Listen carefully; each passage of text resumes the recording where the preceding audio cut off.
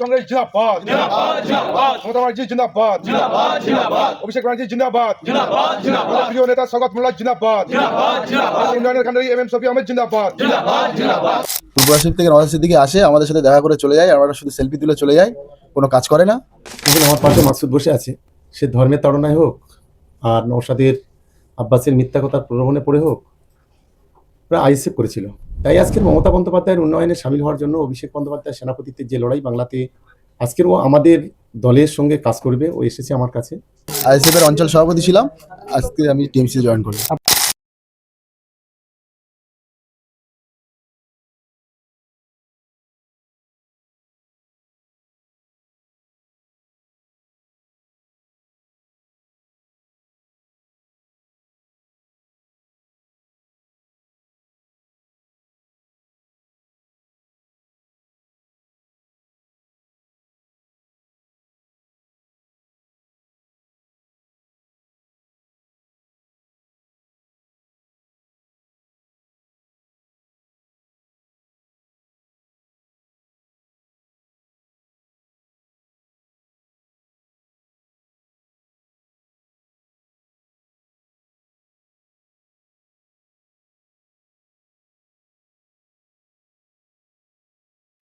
সালে আমরা আবেগে পড়ে নওশাদ সিদ্দিকী ধর্মীয় ভাবাবেগ একটা কাজ করেছিল, সেই হিসেবে আমরা আইএসএফ করেছিলাম। এখন চারিদিকে দিদির উন্নয়ন, না উন্নয়ন তো দেখিনি, এবং আমাদের আরও এক একটা ছেলে 4টে 5টা 10টা করে কেস খেয়েছি। পূর্বাশিপ থেকে নওশাদ সিদ্দিকী আসে, আমাদের সাথে দেখা করে চলে যায়, আমরা শুধু সেলফি তুলে চলে যাই, কোনো কাজ করে না। আর টিএমসি ছাড়া আমাদের দাদা আছে, আমাদের দাদা ছাড়া কোনো এখন গতি নেই।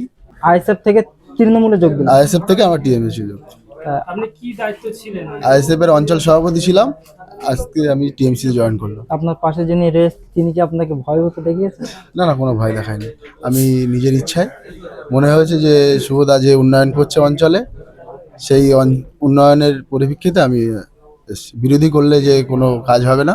দেখুন, আমার পাশে মাকসুদ বসে আছে।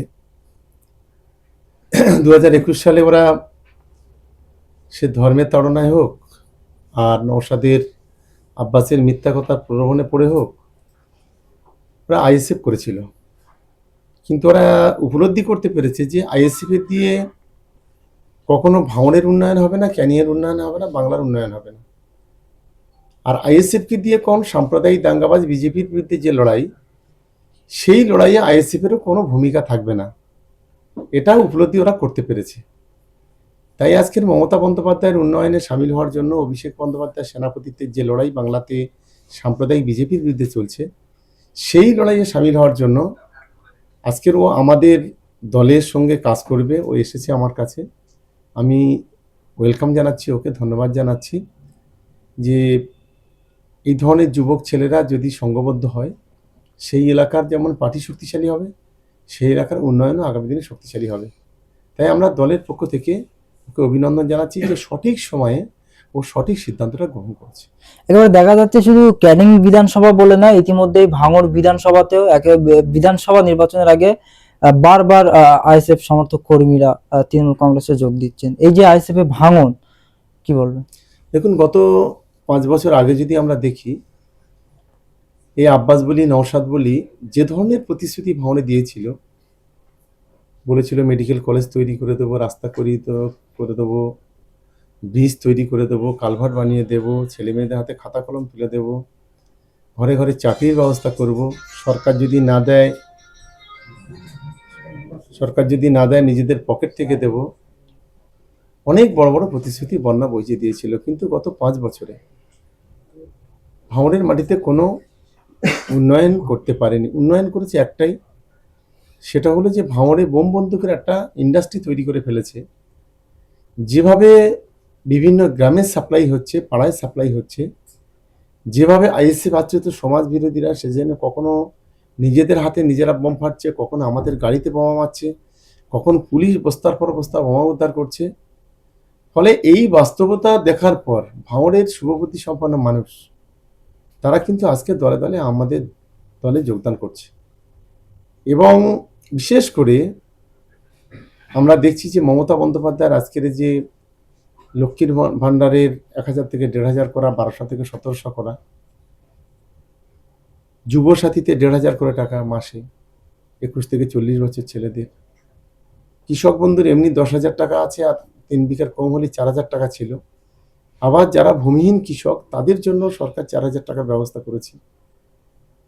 ICDS আশা দিদিমণিরা যারা আছে, যাদেরকে কেন্দ্রীয় সরকারের বাজেট ছিল, রাজ্য সরকারের বাজেট ছিল, কিন্তু কেন্দ্র সরকার 1 পয়সা ICDS বা আশাদের জন্য বরাদ্দ করেনি, কিন্তু মমতা বন্দ্যোপাধ্যায় তাদেরও মান্থলি 1,000 টাকা করে বাড়িয়েছে।